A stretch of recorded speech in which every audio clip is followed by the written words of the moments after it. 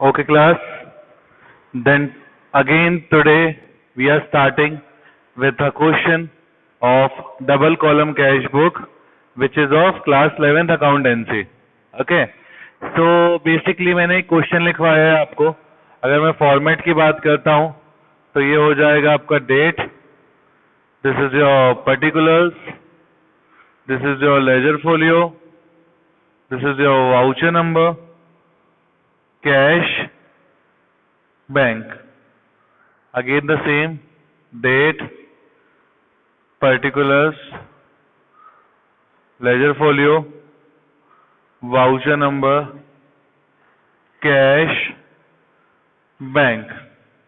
Is it clear? ये बना दिया मैंने आपका क्या एक छोटा सा फॉर्मेट. जब हम इसको ड्रॉ करेंगे सबसे पहले आ जाएगा आपका,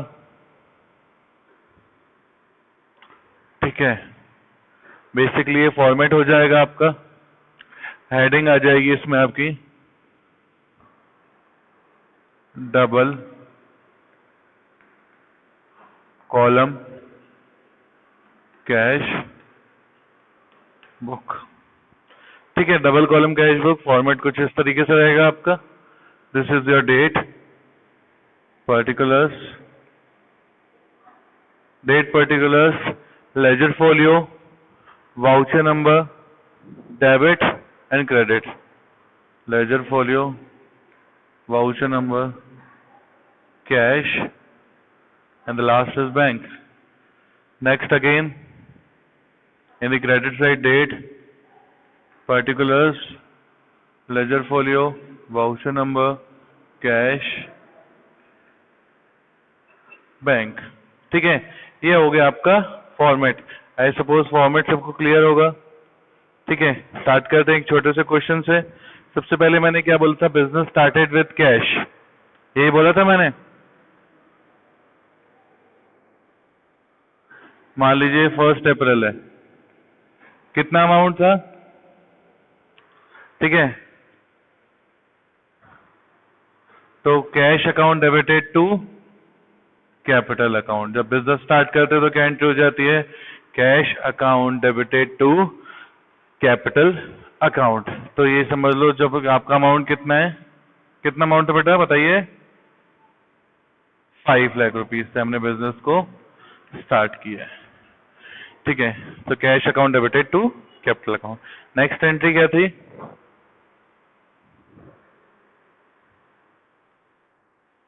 अब आया यहाँ पे withdraw cash from bank. Withdraw cash from bank मतलब आप क्या कर रहे हो? कैश विड्रॉ कर रहे हो. कहाँ से? बैंक से. मतलब ये हो गई आपकी कॉन्ट्रा एंट्री. जब कॉन्ट्रा एंट्री होगी तो आपके पास कैश आएगा. That means cash account debited to bank account. तो यहाँ पे हम रिकॉर्ड कर देंगे 2 अप्रैल टू बैंक अकाउंट, और यहाँ लिख दिया हमने कॉन्ट्रा. ऐसे ही यहाँ पे भी 2 अप्रैल में आ जाएगा आपका कैश डेबिट हो रहा था तो बाय कैश अकाउंट. अब वही बात है आपका बैंक में क्या आ जाएगा आपका? बिकॉज बैंक में हम क्या जमा करा रहे हैं? कैश जमा करा रहे हैं. तो कैश क्या हो जाएगा आपका? क्रेडिट हो जाएगा. मतलब बैंक का कहाँ देखने लगेगा अमाउंट? कैश में. कितना अमाउंट है बेटा बताइए? 10,000 रुपीज. ठीक है, ऐसे ही यहाँ पे कैश का अमाउंट कहाँ दिखने लगेगा? बैंक में दिखने लगेगा 10,000. क्योंकि कैश हम कहाँ? बैंक में, और बैंक में आ जाएगा आपका कैश. नेक्स्ट स्टार्ट करते हैं. थर्ड क्या है बेटा बताइए?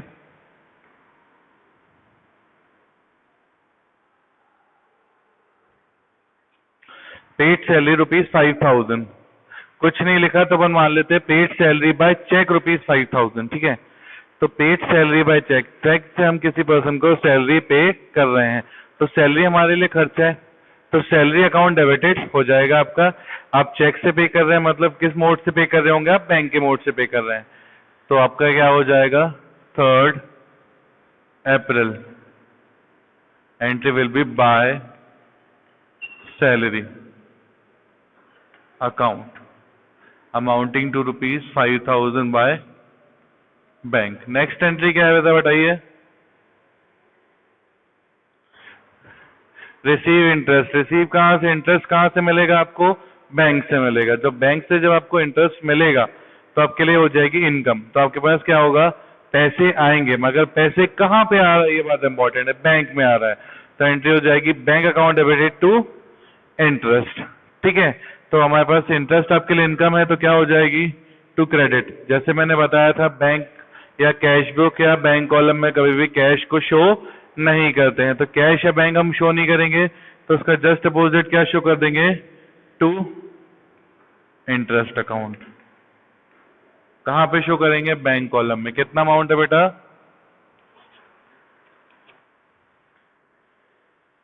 3000।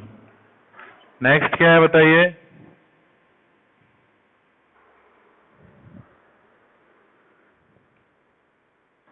आप क्या कर रहे हैं, अपन बैंक में पैसे को डिपॉजिट कर रहे हैं। जैसे ही हम बैंक में पैसे को डिपॉजिट करेंगे तो पैसा हमारे पास से जाएगा, और हमने रूल पढ़ा है what goes out is credit. क्या जा रहा है हमारे पे, पैसे जा रहा है, मतलब कैश जा रहा है, तो क्रेडिट तो कैश हो जाएगा, तो टू कैश अकाउंट। यहाँ पे रिसीवर कौन है आपका, किसको पैसे मिल रहे हैं आपके दिए हुए जो डिपॉजिट कर रहे हैं, बैंक को मिल रहे हैं, तो बैंक क्या हो जाएगा, डेबिट हो जाएगा। तो बाय बैंक अकाउंट, दोनों पार्टी है, कैश और बैंक दोनों है, तो उसको क्या बोलते हैं अपन, कॉन्ट्रा एंट्री बोलते हैं। क्या बोलते हैं, कॉन्ट्रा एंट्री। ठीक है, तो डेट डाल दी मैंने 7 अप्रैल है मान लो। ठीक है, यहाँ पे भी आपका 7 अप्रैल। ठीक है, कॉन्ट्रा एंट्री अगेन, कैश कहाँ पे डिपॉजिट कर रहे हैं अपन, बैंक में, तो ये आ जाएगा बैंक में अमाउंट कितना था बेटा, कैश कहाँ डिपॉजिट कर रहे हैं, बैंक में, तो कैश में कुछ नहीं लिखेंगे अपन, कहाँ लिखेंगे, बैंक में 4000। ऐसे ही आपका बैंक में जो डिपॉजिट हो रहा है, क्या डिपॉजिट हो रहा है, कैश डिपॉजिट हो रहा है, तो बैंक में हम कुछ भी नहीं लिखेंगे, कहाँ पे डिपॉजिट का अमाउंट लिखेंगे, कैश में। नेक्स्ट बता क्या है, बताइए। चलिए 5 एंट्री थी, हमने सारी रिकॉर्ड कर ली है। देखते हैं कौन सी साइड बढ़ी। यहाँ पे 5 लाख प्लस 10, 5,10,000, मतलब कैश का आपका डेबिट बैलेंस बढ़ा है। टोटल कर लिया 5,10,000। ठीक है, यहाँ पे कोई भी चीज नहीं है, 510 माइनस 4, यहाँ पे बैलेंस बच जाएगा कहाँ पे, आपकी क्रेडिट साइड में। कितने से, यहाँ पे अपना अप्रैल है, तो अपना 30 अप्रैल सॉरी, 30 अप्रैल में क्या बच गया, बाय बैलेंस कैरी डाउन। कैसे बचेगा, 510 माइनस 4, आपको समझाने के लिए ब्रैकेट में लिख देता हूँ। 5,10,000 वहां का टोटल था, माइनस 4,000, दैट इज 5,06,000।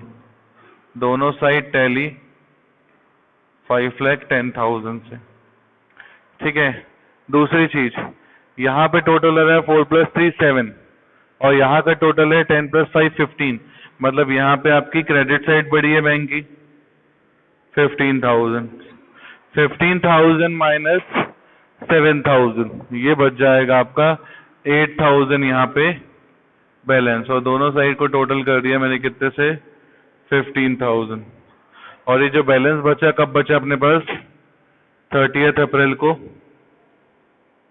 ठीक है, किस नाम से, to balance carried down, brought down नहीं होता, ओपनिंग बैलेंस ब्रॉट डाउन होता है।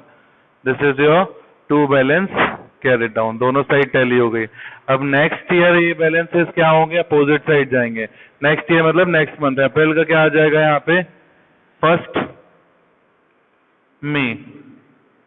यहाँ पे टू बैलेंस कैरेट डाउन दिख रहा है, ये यहाँ पे फॉरवर्ड होगा तो क्या दिखेगा, बाय बैलेंस।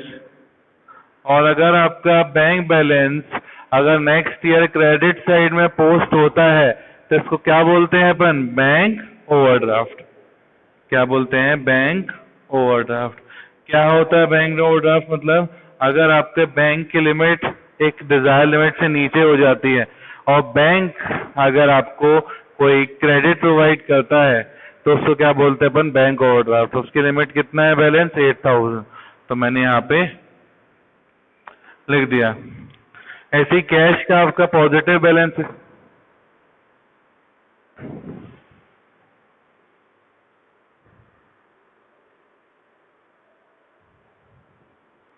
हाँ, तो आपका क्या है, कैश का बैलेंस है यहाँ पे, वो नेक्स्ट डेट में, दैट इज 1 मई में यहाँ बैलेंस ब्रॉट डाउन हो जाएगा टू बैलेंस ब्रॉट डाउन। कहाँ पे, कैश में कितना है amount, 5,06,000।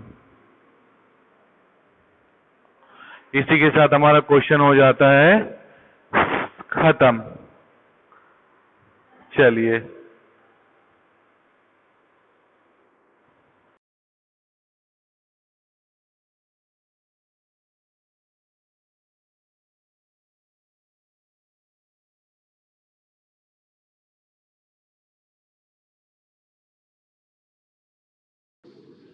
Business started with cash. क्या बोला मैंने? Business started with cash. छोड़ो, चेक लेते हैं। With cheque rupees 5,00,000। सबसे पहले आपके पास ये सेकेंड एंट्री, एक फर्स्ट एंट्री छोटी सी दी हुई है क्या, कैश इन हैंड रुपीज 10,000। कितना गिवन है हमारे पास, कैश इन हैंड 10,000, और उसी में दूसरी चीज गिवन है बैंक ओवरड्राफ्ट रुपीज 50,000। दो चीज थी, cash in hand 10,000, bank overdraft 50,000। Second entry business started with cheque 5,00,000। Third purchase goods for cash rupees 10,000 and by check rupees 5,000. Fourth, sold goods to round rupees 9,000. Fifth or last, paid salary rupees 50,000। देखिए 5 entries है आपके पास, ठीक है, आपको post करना है। सबसे पहले बेटा, सबसे पहली entry cash in hand 10,000 and bank overdraft 50,000। मेरी आवाज सबको आई सपोज क्लियर होगी और स्क्रीन आपको विजिबल होगी, ठीक है। 2016 में ही बात करते हैं, 1 अप्रैल हम डालते हैं यहाँ पे डेट, ठीक है। सबसे पहले क्या देख रहा है, कैश में मतलब ओपनिंग बैलेंस। मैंने यहाँ बताया था आपको, यहाँ पे हमारा बैलेंस बचा था पिछले क्वेश्चन में, मैंने उसको कहाँ फॉरवर्ड किया था, यहाँ पे। ऐसे ही यहाँ पे क्या है आपके पास, कैश इन हैंड गिवन है, मतलब बैलेंसिंग फिगर गिवन है, तो उसको कहाँ सीधे सीधे यहाँ फॉरवर्ड करके लिखेंगे टू बैलेंस ब्रॉट डाउन। ये लास्ट मंथ का या लास्ट ईयर का बैलेंस हमारे पास कितना, कैश में 10,000, तो उसको लिखते हैं टू बैलेंस ब्रॉट डाउन के नाम से। ऐसे ही बैंक ओवरड्राफ्ट मैंने बताया था, बैलेंस कहाँ बचा था, यहाँ पे हमने उसको नेक्स्ट मंथ कहाँ फॉरवर्ड किया था, लेकिन थोड़ा थोड़ा दिख रहा है बाय बैलेंस ब्रॉट डाउन। ऐसे ही यहाँ पे क्या फॉरवर्ड कर देंगे, सेम डेट पे 1 अप्रैल 2016, 1 अप्रैल बाय बैलेंस ब्रॉट डाउन। कितना अमाउंट है हमारे पास, 50,000 रुपीज। तो ये हम क्या कर देंगे, कैश में पोस्ट कर दिया, 50,000 डॉलर अमाउंट पोस्ट हो गया। नेक्स्ट है business started with cheque. Business start cheque से करेंगे तो चेक मतलब आपका क्या हो जाएगा, ये बैंक, तो bank account debited to capital account, ठीक है। तो यहाँ पे क्या दिख जाएगा आपका, 2 अप्रैल को टू कैपिटल अकाउंट। अगर किससे स्टार्ट कर रहे हैं बिजनेस, चेक से स्टार्ट कर रहे हैं, चेक से स्टार्ट कर रहे हैं मतलब किससे स्टार्ट कर रहे हैं, बैंक से स्टार्ट कर रहे हैं। आपका टू कैपिटल बैंक में कितना अमाउंट दिख गया, 5 लाख रुपीज। आई सपोज ये स्क्रीन सबको विजिबल होगी। नेक्स्ट हम बात करते हैं परचेज गुड्स और चेक। कैश में हमने खरीदा है 10,000 का और चेक में खरीदा है हमने 5,000 का, मतलब दोनों ही केस में हमारे पास गुड्स आ रहे हैं। एक में हम पेमेंट कर रहे हैं कैश से, एक में पेमेंट कर रहे हैं चेक से। गुड्स तो आ रहा है बेटा, गुड्स कितने से आ रहा है टोटल, अगर मैं बात करूँ 15,000 से आपका गुड्स बढ़ रहा है, बट आप पेमेंट किससे कर रहे हो? एक बार चेक से, एक बार कैश से। तो परचेज आ रहा है, गुड्स आ रहा है, तो क्या डेबिट हो जाएगा? परचेज डेबिट हो जाएगा। तो यहाँ पर मैंने लिया डेट 4 अप्रैल, कैसे? By purchase. ठीक है, क्या हुआ है हमारे पास यहाँ पे? गुड कैश में खरीदा 10,000, तो मैं यहाँ पे लिख दूंगा कैश में कितना? 10,000। और दूसरा चेक से खरीदा, तो चेक में कितना हो गया? 5,000। दोनों का अमाउंट क्या हो गया? आजू बाजू रिकॉर्ड हो गया। ऐसे sold goods to Rahul for ₹9,000। हमने गुड्स सोल्ड कर दिए किसको? राहुल को। कितने के सोल्ड कर दिए बेटा? ध्यान से देखिए, 9,000 रुपीज के सोल्ड कर दिए। अब 9,000 के गुड्स सोल्ड किए, अगर किसको बेचे? राहुल को बेचे। अगर मैं आपको इसकी एंट्री बताऊं तो क्या हो जाएगी? राहुल को बेचे तो राहुल डेबिटेड टू सेल्स। क्या यहाँ पे कहीं कैश या बैंक आया? नहीं आया। तो बेटा ये एंट्री कभी भी आपकी कैश बुक में रिकॉर्ड नहीं होगी। आप एक नीचे नोट डाल सकते हैं, hence it is a credit transaction, that is why it is not recorded in the double column cash book. Last बात करते हैं पेड सैलरी। आप क्या कर रहे हैं? सैलरी पे कर रहे हैं। मान लीजिए हमारी डेट हो गई 5th। अब सैलरी पे करेंगे तो सैलरी आपके लिए एक्सपेंस है, तो क्या हो जाएगी आपकी एंट्री? Salary account debited. और कुछ नहीं गिवन तो हम क्या मान लेते हैं? कैश में नहीं। तो यहाँ पे मैंने ले लिया बाय सैलरी अकाउंट। कितना अमाउंट है? 15,000। कहाँ पे दिख जाएगा? कैश में दिख जाएगा। कितने से? 15,000। पूरा क्वेश्चन बेटा खत्म हो गया है। ये वाला अमाउंट आपका 50,000 है, तो कंफ्यूज मत होइएगा। ठीक है, वापस में जाके मैं ऐसे लिख देता हूँ, इट इज द 50,000। ओके, देखिए यहाँ का टोटल दिख रहा है आपको 10,000 कैश का, बट यहाँ का टोटल 25,000 टैली करते हैं। कितना है टोटल? लिखा मैंने यहाँ पे 25,000। आपकी डेबिट साइड छोटी है बेटा। कौन सी साइड छोटी है? डेबिट साइड छोटी है। तो डेबिट साइड में क्या बच जाएगा आपका? 30th अप्रैल को बच जाएगा बैलेंस। इसका answer to balance carried down. To balance carried down amounting to ₹15,000। ठीक है, कैसे बचा हमारे पास? जब हमने बैलेंसिंग की तो ये बच गया हमारे पास बैलेंसिंग फिगर। ठीक है, दोनों साइड में टैली कर देते हैं। कितने से? 25,000। नेक्स्ट हमारा कैश हो गया टैली। अब बचा बैंक। यहाँ पे टोटल है 5 लाख और यहाँ पे टोटल है 55,000। इसका मतलब यहाँ पे हमारी डेबिट साइड है। इसको टैली किया कितने से? 5 लाख। 5 लाख माइनस 55, यहाँ पे बच गया आपका 4,40,45। दोनों साइड में टैली किया हमने कितने से? 5 लाख। और यहाँ पे बैलेंस बन गया तो लिख दिया बाय बैलेंस। ठीक है, इसी के साथ आज की क्लास में हमने 2 क्वेश्चन को कंप्लीट किया है। इसी के साथ हमारा डबल कॉलम कैश बुक खत्म। ठीक है, हम नेक्स्ट क्लास में क्या स्टार्ट करेंगे? Petty cash book. ओके, तो that's all for today class. Thank you.